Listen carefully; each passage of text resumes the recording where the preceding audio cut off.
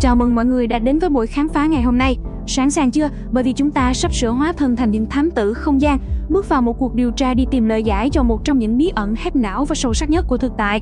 Các bạn thấy đấy, có hai thứ mà chúng ta trải nghiệm từng giây từng phút mỗi ngày, tưởng chừng như hiển nhiên và đơn giản lắm, nhưng thực chất lại đang che giấu những bí mật vĩ đại nhất của vạn vật. Vâng, chúng ta đang nói về không gian và thời gian. Mục tiêu của bài phân tích hôm nay không chỉ là lướt qua mấy cái lý thuyết khô khan đâu, chúng ta sẽ cùng nhau bóc tách từng lớp lang của vấn đề để xem nhân loại đã và đang chật vật giải mã vũ trụ này như thế nào nhé. Nào, hãy đi thẳng vào vấn đề bằng cách đặt ra một câu hỏi mang tính triết lý tối thượng. Một câu hỏi mà, nói thật là đã làm đau đầu không biết bao nhiêu bộ óc vĩ đại trong lịch sử khoa học rồi. Đó là, không gian có trước hay thời gian có trước? Nghe cứ như câu chuyện con gà hay quả trứng đúng không? Nhưng đây hoàn toàn không phải là một trò chơi chữ đâu. Nó là một câu hỏi có đủ sức mạnh để xới tung và lật đổ mọi quy luật vật lý mà chúng ta đinh ninh là mình đã biết. Để mình cho mọi người thấy tại sao câu hỏi đó lại nặng đô đến vậy. Hãy thử làm một bài tập tưởng tượng thế này nhé. Nếu một ngày thức dậy, vèo một cái, mọi thứ xung quanh chúng ta bốc hơi sạch sẽ. Từ nhà cửa, đường xá, cho đến toàn bộ các vì sao chói lóa ngoài kia đều bị quét sạch. Không còn một hạt vật chất nào. Thế nhưng kỳ lạ ở chỗ, cái không gian thì vẫn ở đó. Nó kiểu như một cái thùng chứa vô hình khổng lồ, trống hoác nhưng lại không thể bị phá hủy hay chạm vào được. Và rồi, trong không gian tĩnh lặng đó, chỉ còn duy nhất âm thanh tích tắc của một chiếc đồng hồ tưởng tượng. Thời gian vẫn cứ lững lờ trôi, từng giây, từng phút, một dòng chảy không gì cả nổi. Vậy thì, trong một vũ trụ hoàn toàn trống rỗng đến rợn người như vậy, bản chất thực sự của cái gọi là không gian và thời gian kia là gì? Để tìm được câu trả lời, chúng ta phải lật lại hồ sơ từ những ngày đầu tiên. Bước vào phần 1, bí ẩn vũ trụ, câu đố lớn nhất về hệ tọa độ của chúng ta. Hãy cùng quay ngược thời gian một chút, đến với thế giới quan cổ điển ở phần 2, sân khấu bất đồng. Mấy thế kỷ trước, khoa học có một cái nhìn rất rạch ròi và tuyệt đối về vũ trụ. Theo góc nhìn cổ điển này thì không gian cực kỳ thụ động. Nó đơn thuần chỉ là một cái sân khấu kịch cố định, lạnh lùng và chả quan tâm gì đến việc ai đang diễn trên đó cả. Cho dù đó là một hạt bụi trôi lơ lửng hay cả một dải thiên hà khổng lồ đang đâm sầm vào nhau, không gian vẫn cứ đứng im phăng phắc. Thế còn thời gian thì sao? Người ta coi nó như một dòng sông bất biến, chảy trôi nhịp nhàng mà chẳng bao giờ đổi tốc độ. Có nghĩa là một giây bạn đang ngồi đây trên trái đất cũng y xì đúc như một giây trôi qua ở một góc tối tăm, xa xôi tít tắp nào đó trong vũ trụ. Một trật tự hoàn toàn tuyệt đối. Nghe có vẻ rất hợp lý đúng không? Nhưng mọi người biết đấy, khoa học thì không bao giờ chịu ngồi yên. Và sự hợp lý đó đã dẫn đến một sự kiện chấn động. Phần 3. Không gian có tồn tại, cuộc nổi loạn của chủ nghĩa tương quan.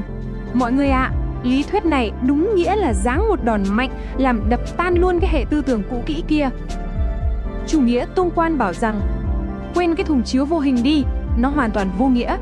Không gian không hề tồn tại độc lập. Thay vào đó, nó đơn thuần chỉ là khoảng cách, là sự kết nối, là tập hợp các mối quan hệ vị trí giữa vật này với vật khác mà thôi.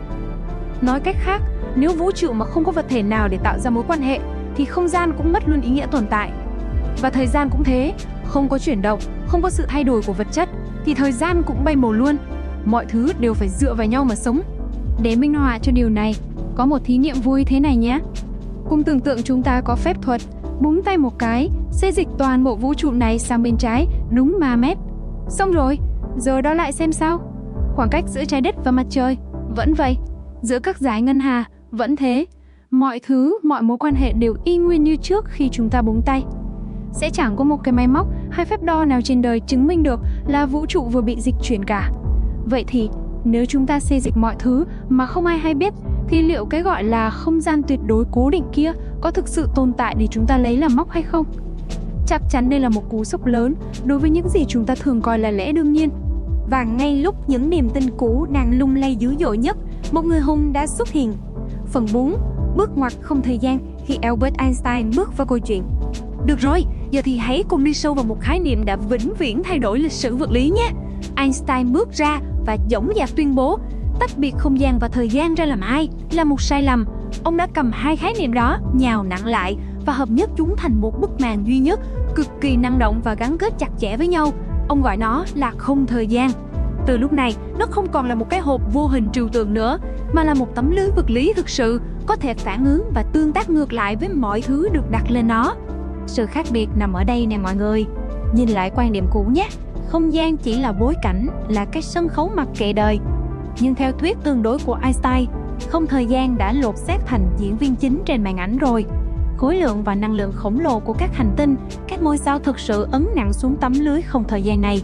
Chúng bẻ cong nó, vặn xoắn nó. Thậm chí ánh sáng đi ngang qua cũng phải lượn theo những đường cong mà vạn vật tạo ra. Không gian và thời gian giờ đây không chỉ đơn thuần là nơi chứa đựng các sự kiện nữa, mà chúng nhúng tay trực tiếp vào việc định hình vạn vật. Quá đỉnh phải không? Nhưng hãy khoan, khoa học là cuộc hành trình không có điểm dừng. Phần 5. Ảo ảnh sâu sắc nhất.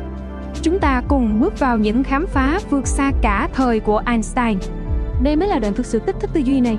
Các nhà vật lý hiện đại đang bắt đầu tìm thấy những manh mối thách thức cả di sản vĩ đại của Einstein. Quan điểm cực kỳ sâu sắc hiện nay cho rằng, biết đâu toàn bộ các khái niệm không thời gian mà chúng ta coi là nền móng vạn vật nãy giờ, thực ra chỉ là một ảo ảnh. Các bạn thử tưởng tượng nó giống như một bức hình chiếu 3D, được phóng ra từ những luồng thông tin cơ bản và nhỏ bé hơn rất nhiều. Không gian và thời gian có thể chẳng phải là những viên gạch nền tảng cấu tạo nên vũ trụ, mà đơn thuần chỉ là một cái bóng, một hệ quả phát sinh từ một thế giới thực tại vô cùng kỳ lạ, phức tạp mà trí óc nhỏ bé của chúng ta vẫn chưa thể nào với tới được. Vậy thì, để chốt lại buổi khám phá ngày hôm nay, nếu không gian và thời gian thực sự không giống như những gì chúng ta từng nghĩ, thậm chí có thể không tồn tại theo cách truyền thống, thì rốt cuộc vũ trụ này thực sự là cái gì? Chà, câu hỏi này chắc chắn sẽ để lại trong chúng ta một cảm giác vừa kinh ngạc, vừa nhỏ bé mỗi khi ngước nhìn lên bầu trời đêm tĩnh lặng kia. Những gì chúng ta biết về nơi mình đang sống vẫn chỉ là một bức tranh vẽ dở, và mỗi định lý vật lý vừa được tìm ra cũng chỉ là một mảnh ghép bé tí teo trong một trò chơi xếp hình vô tận. Vậy bạn nghĩ sao về bí ẩn lớn nhất này của thực tại? Cảm ơn mọi người đã cùng đồng hành trong bài phân tích đầy xoắn não nhưng cũng không kém phần thú vị này, và hẹn gặp lại trong những cuộc điều tra vũ. Nếu bạn thấy video này hữu ích, hãy like, chia sẻ và đăng ký kênh Mật mã Khoa học để không bỏ lỡ những khám phá thú vị tiếp theo. Và nếu muốn ủng hộ kênh phát triển thêm nhiều nội dung chất lượng hơn, bạn có thể donate nhanh qua mã QR bên dưới. Cảm ơn bạn rất nhiều.